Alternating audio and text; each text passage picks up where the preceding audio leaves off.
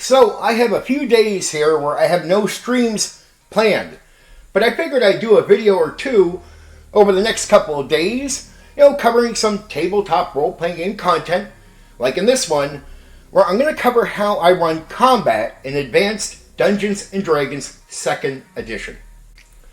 Now, you'll hear people say that combat in 2nd Edition can be a bit cinematic, right? Which just basically just means deep in here. And I like that. But I like combat to be lethal. I'm old school. Don't get it wrong, 2nd Edition is TSR. And it is very diddly if you make the wrong moves, do the wrong things, right? It isn't like WotC. It doesn't protect you. It's as rough as any other TSR edition in reality. Now, I like to give monsters personality. Like, different unique personalities for the different goblins, for the whatever monster. Like, even animals have a unique personality. Even animal-like monsters, like a bull, could have a unique personality. Every so often, I'll consider the personality to be more generic, right? And I don't think that's fake, and I'm not trying to make it gamey, but I think some creatures, some people are more typical, right? And there's some unique people, unique animals, unique monsters, and personality is what I mean, right? That stand out. Now, I like to play with the personalities, and right away I go, I'm going to have these personalities outrule the rules. And what I mean is, to say a goblin, for example, could move as far as they want it to, but this goblin just hops along carelessly, half-asses, is nervous, has the shoulders up, thinks why he's moving.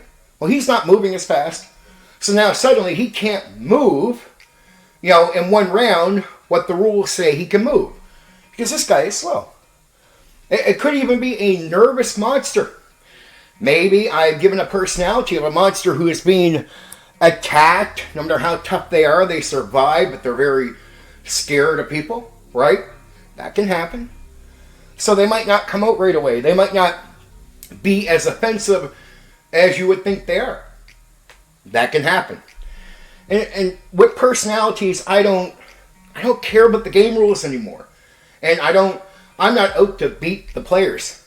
Like, it could be an old skeleton getting up, but the skeleton it's not just a typical skeleton. This one has a personality of the being it was before.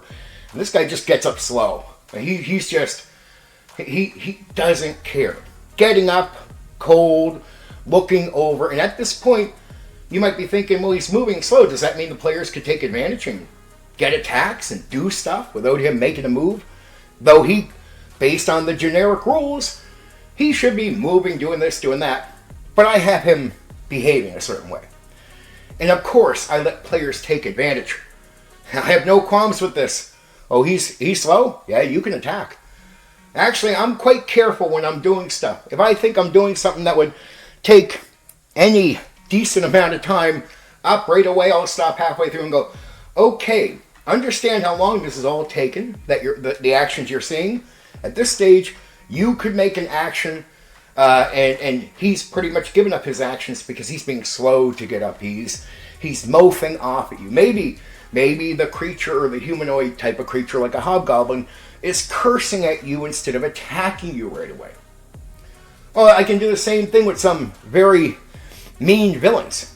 I could even balance out combat by giving unique personalities to monsters that, stat-wise, should beat you. But their behavior, well, it could lead to you defeating them. They're not attacking right away. Yeah, it could be many things. And I'm unique in some areas, like maybe you are meeting a bull who's being injured before you encounter them. It's pretty common, these type of creative ideas. But I go for the personalities, and anytime there's an advantage for a player, I make sure they take advantage. I don't sit there and try to say, well, the skeleton got up, did this, walked over here, and you're just like, wait. So my character's just like standing here watching this and not doing anything about it? No, of course you get to do something about it. I'm a realist, so don't worry. We're going to take care of you. But say that's the start of how I start viewing combat. It's personalities of the creatures, the monsters, the whatever, or maybe they're generic. I make a bunch of decisions before going in. That's just the first part of setting all this up. And then, like I said, I play out the personality for what it is. And I make actions relate more with the being and who they are, rather than worrying about how the rules are explained. He can move this far, he might not be moving that far. Just understand that that can happen when you're playing in my game. Now, everything I do in combat, I've done with a lot of players. Put it this way, at least over 1,000. So the type of combat I'm describing with you, since 1991, at least more than 1,000 players have encountered me running combat this way, and I've gotten no criticism, and I mean none, and no complaints about what I'm talking about already, and what I'm going to explain to you next.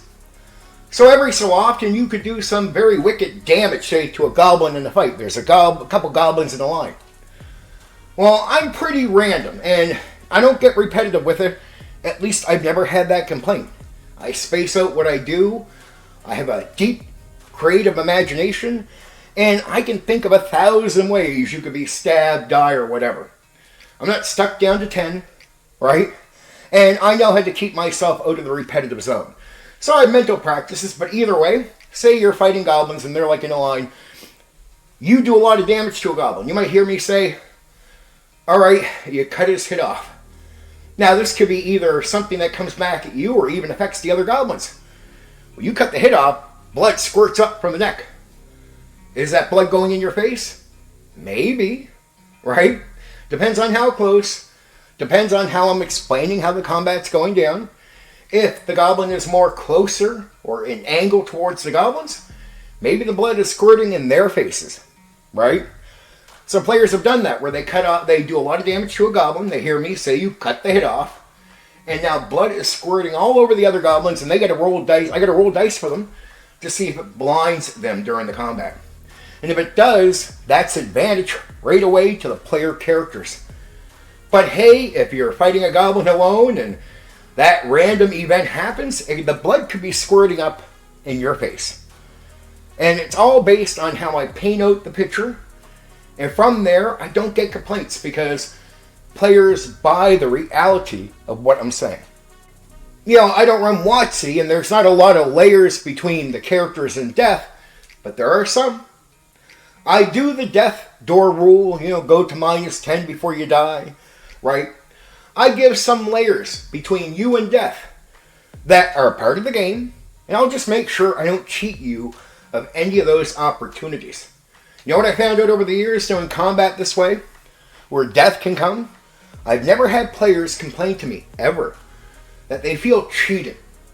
That I caused their characters to die.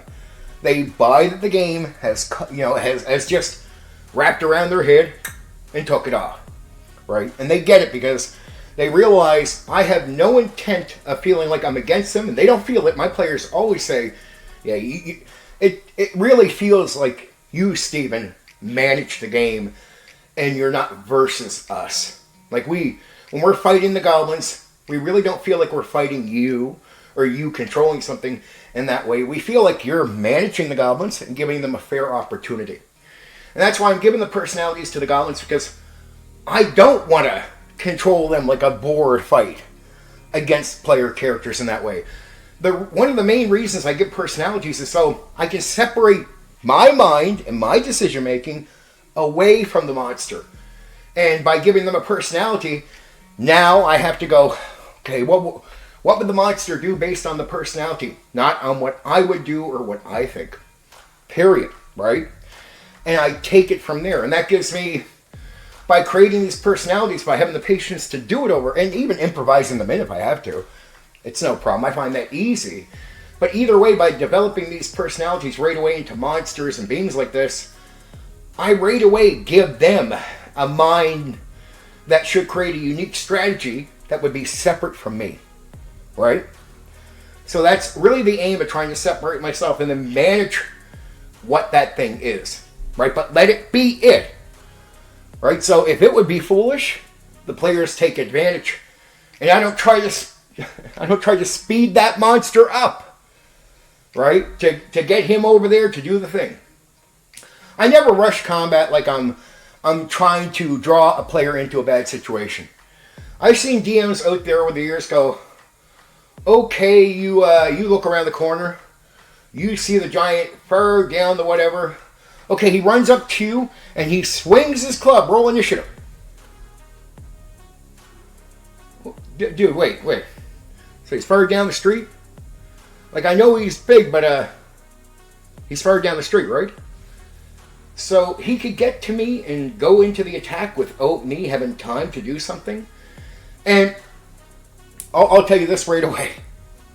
When a player gets at one of these DMs for doing something careless like that, you see either some of them say, yeah, or they get floored by the confrontation. I don't do that at all, because it's like, I just play to what I explain. Okay, that creature is far down the street. There's no way he's getting to you right away. So he's moving towards you. What are you guys doing? See, because you'll know right away, I'm not trying to put you in a situation. I give you all the opportunities, meaning I could set up very challenging combat scenarios, just say, and you can completely skip them. You could avoid them. You can take advantage of the carelessness, and suddenly that challenging combat isn't so challenging because you're taking advantage of reality. But I want you to, right? I'm not trying to cheat the monster either. I'm just trying to play fair. And underplaying the fair to you through my explanation, because when I start explaining what the monster is, I feel like I'm setting myself in stone. Because nothing is real until I say it out loud in the game. But then I feel like I'm handcuffed to that reality. And that's to your benefit sometimes. Sometimes the reality of the situation is not good for you. Right? Maybe they are just above you and you just walked around carelessly. But if you're one of my players, you'll know that I had no intent. This was a careless move by you. Because my players know I wouldn't just carelessly do these type of things to them. Right? So if they walk in and suddenly they're getting jumped, they know, okay, we should have paid more attention.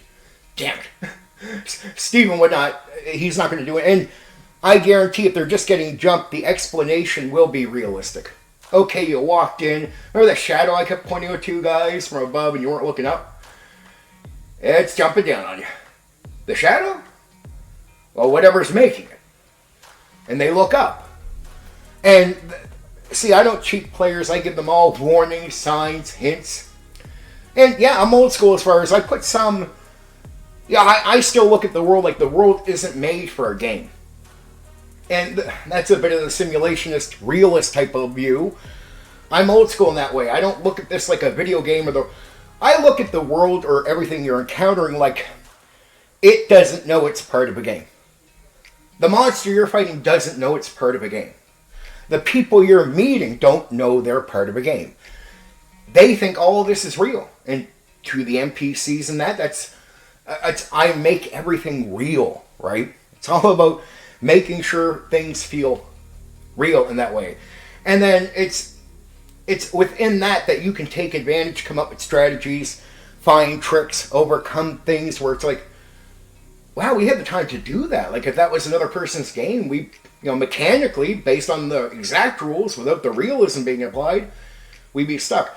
But that realism comes with a double edge. Because it's the dragon. You could be level 2 and you see the big dragon in the forest. And you're like, we're going to attack that thing, right? You are? Are you going to attack? You're level 2? You can fight a dragon? Okay, go ahead. And you'd be like, you get killed, probably. Your character wouldn't. You'd be like, well, then why would the dragon be there, DM? Because the world's not made for you and your levels. The dragon is just there because that's where the dragon would be. Of course you're in no position to fight the dragon. But you never thought of that, did you? Now, you can give as many warnings as you can. I give hints. I give fair hints. I've never had players run into a fight where it is careless again, where they're complaining that I didn't give every layer that you could possibly give to a group. And a lot of groups will get it. Sometimes you run into people, even an entire group, that are just, they're not all stupid or something, but they're going to have a brain fart, as we call it. in the game and they're just not going to think, and maybe they're letting someone careless make some decisions, and next thing you know, they're screwed. But again, players that play my game will look at the situation and go, yeah, okay, I can't count that as you cheating me or the game cheating me. That was my bad. And that can bother some players because they don't have the excuse to blame me for the outcome. They know how fair I'm going to be. I'm going to put every layer in there that's realistic. And I'm not going to rush them into the fight right away. Oh, he's down the street. Now you're here. What? Like, I don't do that. And because I've seen other DMs do stuff like this, and I just don't like it. So combat to me could be like a skeleton getting up. And he's like, oh, you know, he's stretching. He's looking over at you. It's like, oh, by the stomach, I'd eat you. And you're like, well, he's just standing up and talking. Yeah. Does that mean we can do something? Yeah. You know, depending on what they do, like maybe throwing a warhammer, for example. Do I get a roll some type of initiative? No, he's not in fight mode right now. He's just lifting off of you. Okay. Is that allowed, DM? If I say it is. That's old DM authority, and I believe in that too. I'm not trying to break the game. That's not the aim of what I'm describing here. I am actually being old school in the way of realism and simulating the real rather than putting you into a video game format. See, when I do this, old school guys do not complain about the way I DM when it comes to this combat stuff. Because they actually do enjoy it. They actually like the real, where it feels like it's simulating real. Like, he's far down the street, so he can't get to me right away. Right? So, again, if a DM does that to you, that's a board game. That's a video game. That's not a unique tabletop role-playing game simulating reality. So, I take that principle and I apply it to what I do. And I don't concern myself like, oh, the skeleton gets up. Well, what if they like just keep bouncing stuff off him in this time process and destroy the skeleton before the skeleton's a threat or a challenge? Well, if they're smart, they would do that. And he has a personality that would give him the time. He's going to be careless. Yeah.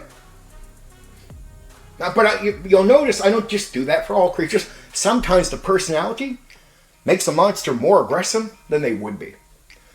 So that creature might normally walk away from you. Not this type, though. The personality in this one is aggressive. And so he's going to overstep the regular because he's not generic. So his actions are different than the others. That means anything you're reading about the monster, this one alters away from it, but in a realistic way that isn't cheating the game. It's not like I give them more bonuses, right? I don't do nothing like that. No.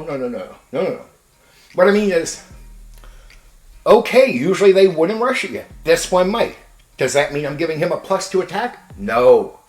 Is he stronger? No, that's not what I'm doing. I'm just making this one unique. So where you might count on the monster normally going away, this one won't. But I'll give you signs that they're aggressive.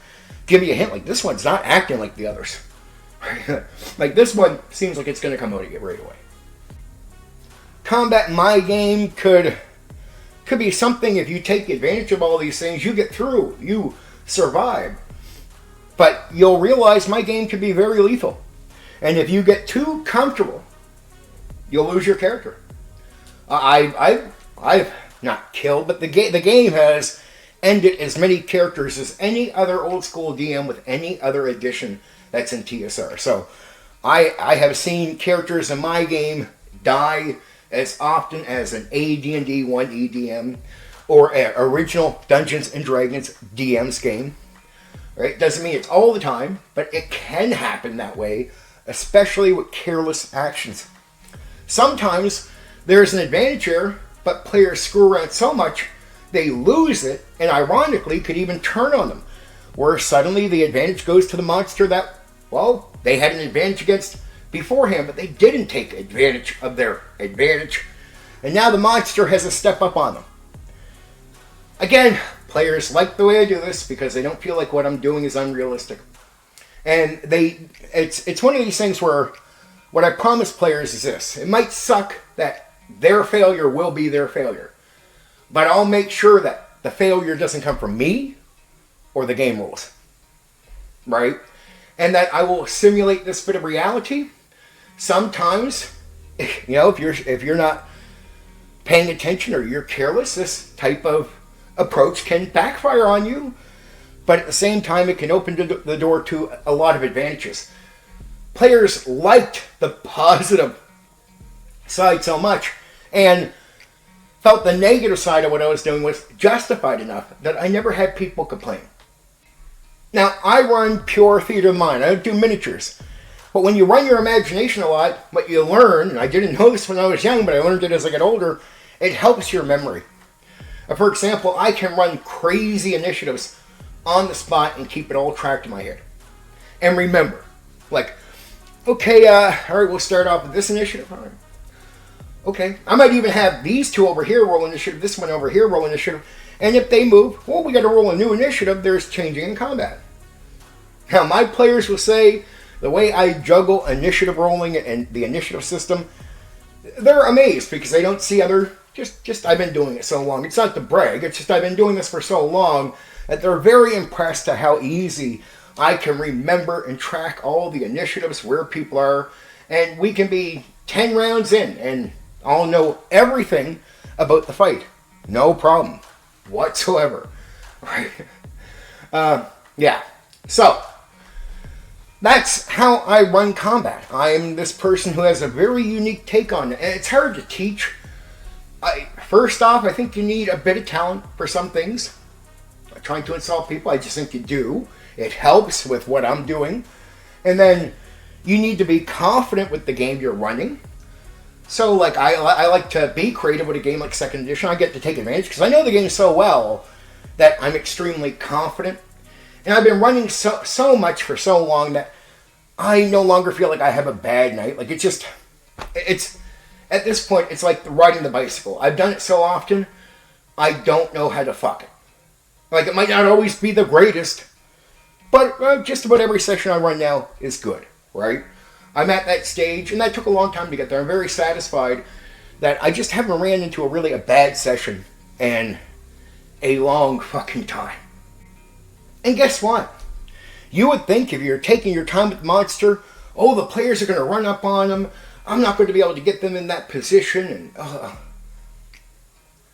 go and roll with the chaos. Because you'll be surprised. The players don't always just take advantage. Right? If you slow roll the thing out instead of just speeding them into it in some forceful, cheap way, you might notice that you're like I'll be like, all right, the skeleton's getting up and saying shit. What, you guys want to do something while he's doing this? All right, we'll move. Okay. Because sometimes people don't take advantage. Sometimes they're not even sure exactly. And I like being unpredictable. So the personality could be like he's just standing up, and then he's going to go crazy. And they know that can happen in my game. They know there could be these crazy personalities that can seem at first calm for a second in a twisted way, and then go crazy. It still doesn't mean I speed them up or cheat them or put them in situations that don't align with what I've explained to them. Right? So if I again, it's I don't know how many DMs, and I use this example because I just seen it so many times, where they tell you a monster is so far away, and then you're rolling initiative, and you're like, how? Like, okay, DM, you just told me that monster is far away. Even based on the game rules, he cannot be here in the next second. Weak. You give me details. See, I tell DMs, when you give details, you're putting something in stone. And if your details, say for example, put a monster so far away he can't instantly move, you can't assume the actions of the player character and move them against each other. If you're being fair to your player, you look at them and say, okay, he's that far away, he's moving, he's running, whatever. What are you guys doing? See, some DMs will actually do this. They'll actually move your character, like take player agency away. They won't even explain it to you in that way. Like, okay, you move up, and okay, you're going to move at him, he's going to move at you. Roll initiative. Who said I'm going to fucking walk at him when he's that far away? Like, I'm not charging in like an idiot DM. Like, can you... I'd be like, as a player, I'd be like looking at the DM. You're giving me details I should be able to take advantage of, and then you're taking that advantage away even though you created it. You set it in stone by telling me details in the imagination. He's that far away. Well, based on the game rules, we can't be here.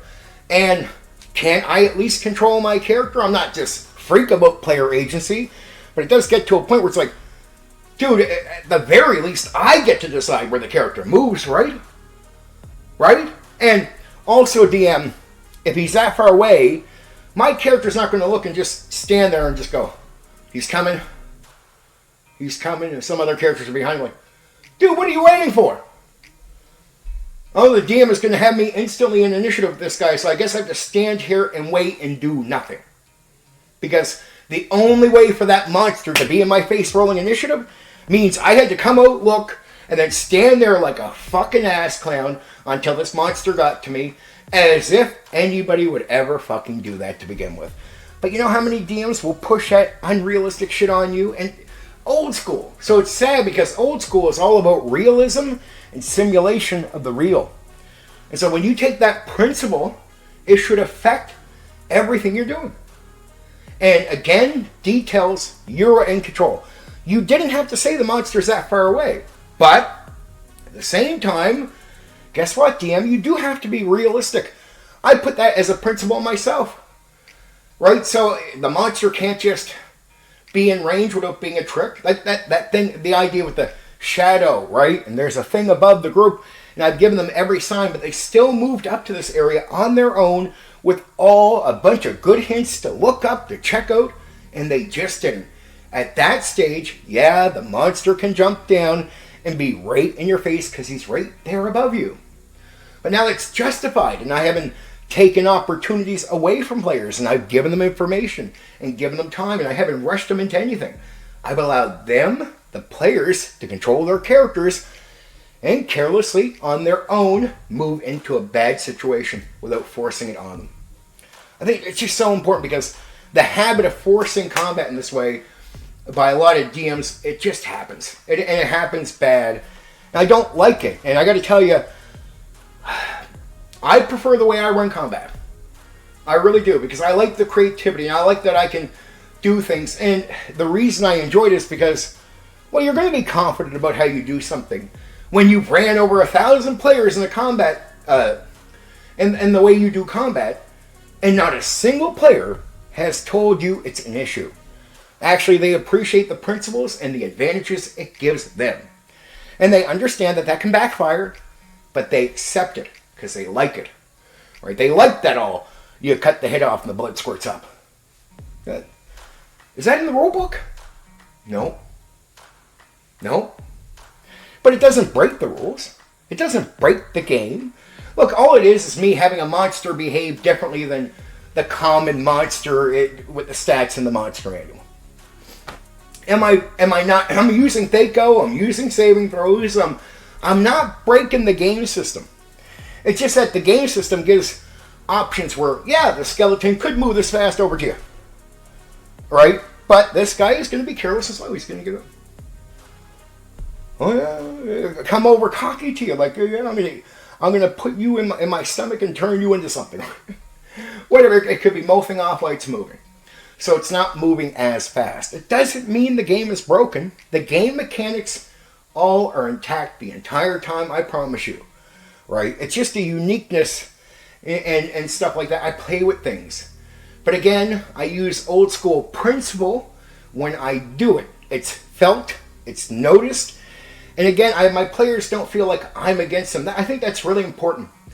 If you want players to be a lot happier with your game, even through lethal combat, do your best to convince your players, or at least get your players feeling like, we're not fighting you, we're fighting the goblins.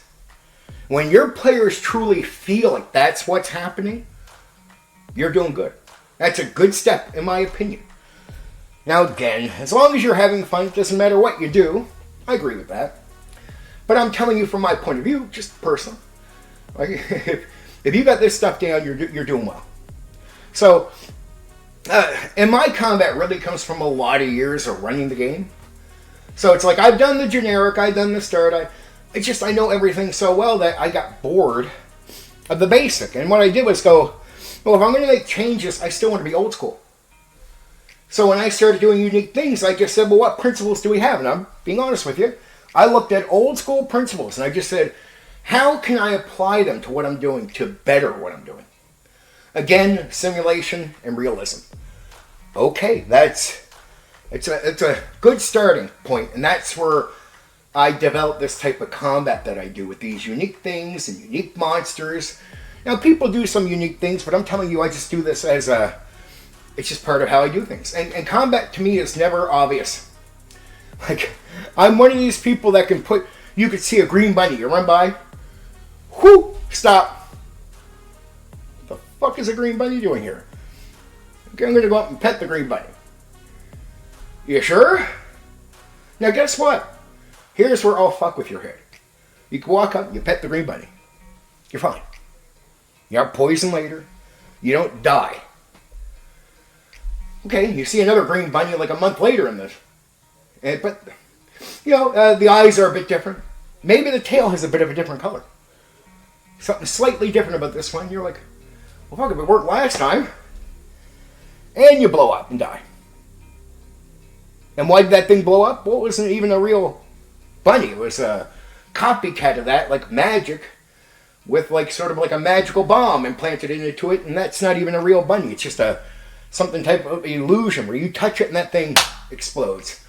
Because you're touching energy. And next thing you know, you're dead. I like to be extremely unpredictable. Like, you could run into goblins that are hunters. They're out hunting.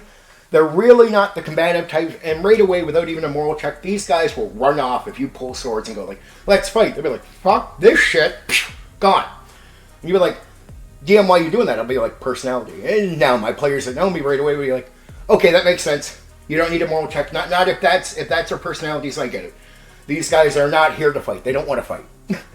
or maybe, or just maybe, there's an alternative reason where they're not scared at all, but they're running back, and you're like, we'll go follow them. And you're like, okay.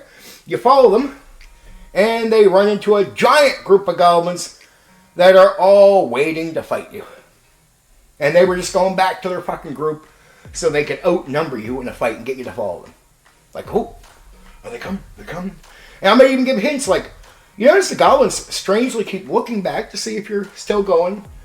And one has actually slowed down its pace a bit, but they're moving forward on you.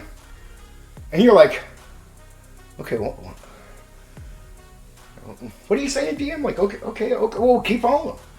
But these are hints that something might be up, right? It's not so obvious, but there'll be just hints at why are the goblins behaving awkwardly or weirdly. I purposely make sure the players notice it on purpose. I stick it in their face. And then maybe if they're wise, they'll be like, hold up. Stop, guys. Okay, let's see if they keep running. And after a bit, the goblins get up so far and they all just turn around and they start yelling at the people. Almost like taunting them. And they're like, are they taunting because they think we're scared, or taunting us to get us to keep going after them? And then what does that mean? What, are they leading us into a trap? Right? So I give up pretty powerful hints to make sure things are well aware, or at least there's an opportunity for you to stop and think before you run into the stupid thing. But I like to be extremely unpredictable. You could have goblins doing that to you, and it could just be, one is, he's not even, he how can I say, they are scared. He'll look back a little bit, but he's going to keep running. He's just trying to see if he's cleared you. But you'll notice I'll be having them pace. They're not slowing down. There's no hint of a lead into the trap. Every time that one turns around, they're going to see fear. I like to dig deep into the imagination. And so when I do this stuff, this is the type of stuff that is meant to spark that.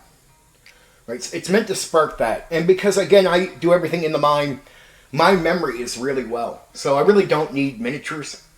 Right? I don't need a piece of paper to do lines. And I'm good at explaining where you are, what's going on, and I'm good at remembering. So anytime you get a little lost in the verbal description, Like we were where, I clear it up for you right away. I have no problem doing it. Do it like it's breathing air, and players don't feel like they get lost. They're like, oh, cool. You know, from round to round, I can remind people because I'm good at remembering everything. Look, I've seen a lot of DMs that just can't do that, so I understand. But I can. So I get to take advantage of what I can do, and it's a lot of fun that I can actually do that, and we can stay in the mind having this fucking wicked experience being pictured, being ran through what we're doing. And without miniatures, without pausing the game to look at terrains or anything, the combat moves faster. It is much faster.